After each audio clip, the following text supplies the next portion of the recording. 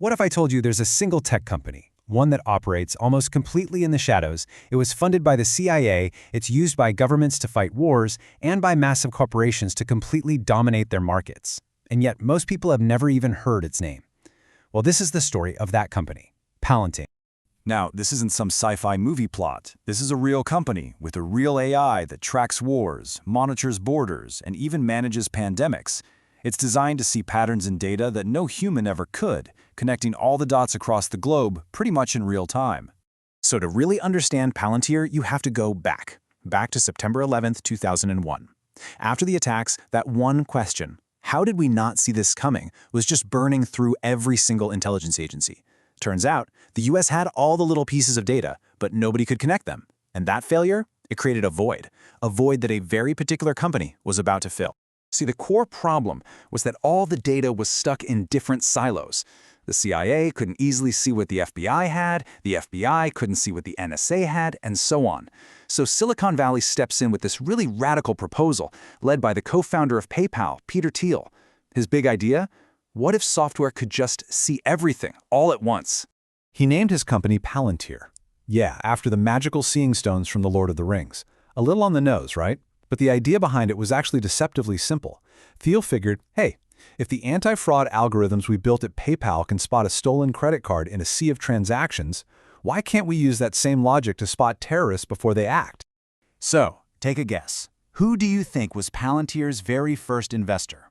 It wasn't some big-name Silicon Valley VC. Nope, it was In-Q-Tel, which is literally the CIA's own venture capital firm. You heard that right. From day one, Palantir was woven into the fabric of the American intelligence community, with one clear mission: build a tool to stop the next 9/11. For years, the company just built its technology quietly, almost obsessively. But the real test wasn't going to be in some office park in California. No, it was going to be on the battlefields of Iraq and Afghanistan. This is where all that theory was about to meet a very, very brutal reality. The software they unleashed, called Gotham, was a complete game changer. It stitched together everything you can imagine: bomb data, insurgent networks, cell phone logs, satellite maps. I mean, for the first time, commanders had this kind of God view of the entire battlefield. They could see the whole kill chain laid out in front of them. Special forces units absolutely loved it. Intelligence analysts swore by it. This wasn't just some new software. It was saving lives. But back in Washington, the old guard military contractors, well, they weren't too happy about this new upstart. So when the Army tried to give a huge intelligence contract to a legacy company, without even looking at other options, Palantir did something nobody saw coming. They sued the United States Army. And the craziest part? They won. A judge basically told the Army they had to consider Palantir software, forcing the Pentagon to finally embrace something new. And if you just look at their journey, it's just this relentless, unstoppable climb. Kicked off with CIA money in 2003, on the battlefield just a few years later, they take on the Army and win, sign controversial contracts with ICE, then go public in 2020. I mean, the growth was just insane, embedding Palantir deeper and deeper into the very machinery of the state. Okay, so after proving itself in war zones, the company turned its powerful gaze inward. The mission started to creep. It moved from foreign battlefields to domestic law enforcement, bringing its incredible surveillance tools home to agencies like Immigration and Customs Enforcement, ICE. And just remember, this software was built for one very specific purpose: to hunt insurgents in places like Afghanistan, to find enemies of the state abroad. But now, that exact same software was being used to map out the social networks of immigrants and pinpoint undocumented workers. And this pivot from counterterrorism to domestic surveillance, it set off major alarm bells, not just with civil rights groups, but even inside Palantir itself. For some of the employees, this ethical conflict got very, very real. This quote from a former engineer who actually resigned in protest, I think it just captures that tension perfectly. The mission got blurry, and it turns out not everyone who signed up to fight terrorists was okay with this new direction. But Palantir's expansion didn't stop there. I mean, why stop with the government? Their next target was even bigger, and frankly, way more lucrative: corporate America. They had built this incredible tool for finding enemies.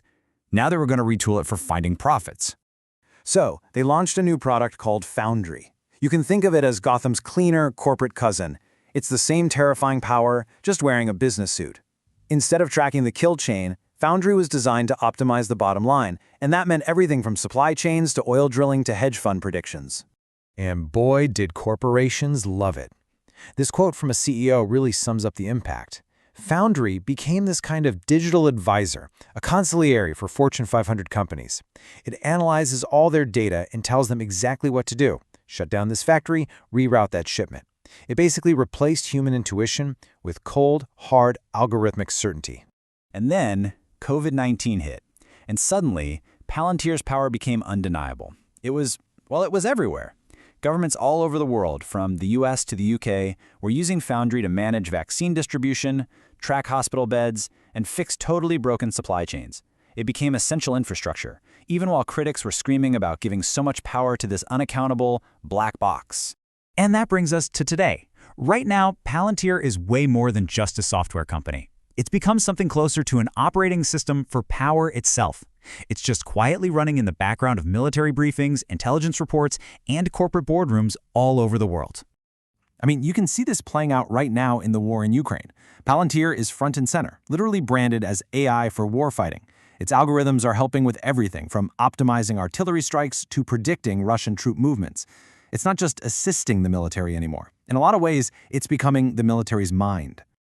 So what about all the accusations? That its tools are used for racial profiling by police or for algorithmic discrimination? Well, their defense is always the same. We just built the hammer. They argue that how their clients choose to use their product, that's not their responsibility. They provide the tool. The user decides what to do with it. And this brings us to the final and most critical question. Palantir started with a promise to protect the world, but somewhere along the way, it became a tool to shape it. So, when a single, secretive company knows more than your generals, more than your cabinet, and more than your central bank, who exactly